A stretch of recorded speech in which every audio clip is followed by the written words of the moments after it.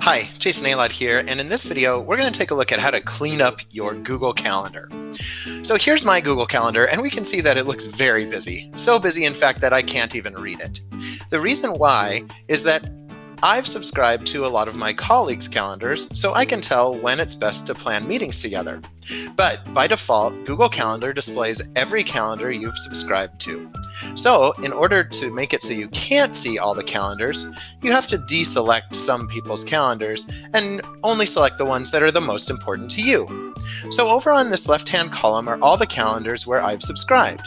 If I don't want to view all of the events that are happening in all of my colleagues' lives all week, all I have to do is click on the little check boxes, and then it will stop displaying those people's calendars. And as you can see, as I go through and deselect different calendars, my calendar starts to look a whole lot cleaner until I get so that it only shows my personal appointments.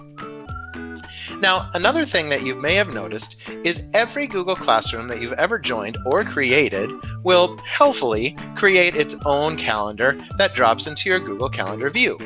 While I'm sure this feature was set up with the best of intentions, it's not very useful. In order to delete a calendar or completely remove it, you can spot the Google Classroom calendars because they'll have the same title as the classroom that you've joined or created. I don't have any Google Classroom calendars displaying anymore, but the option to delete is the same regardless of what calendar it is. So let's say you have a Google Classroom calendar, or maybe you've subscribed to a colleague's calendar who no longer works with you. In order to permanently remove yourself from that calendar, just hover over the person's name or the name of the Google Classroom, and you'll notice that an X and a three-dot menu appears. If I click on the X, I am removed from that calendar. It's gone. With a Google Classroom calendar, when you click on the X, it'll come up with a little prompt saying, "Are you sure you want to remove it?" And you are. Just select Remove Calendar.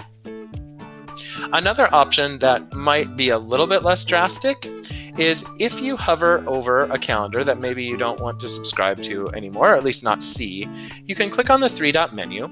Here you have lots of options, like you can change the color of it, but you can click Hide from List, and then you'll no longer be able to see the calendar in your calendar view, but you can still reference the calendar and get it back if you want to.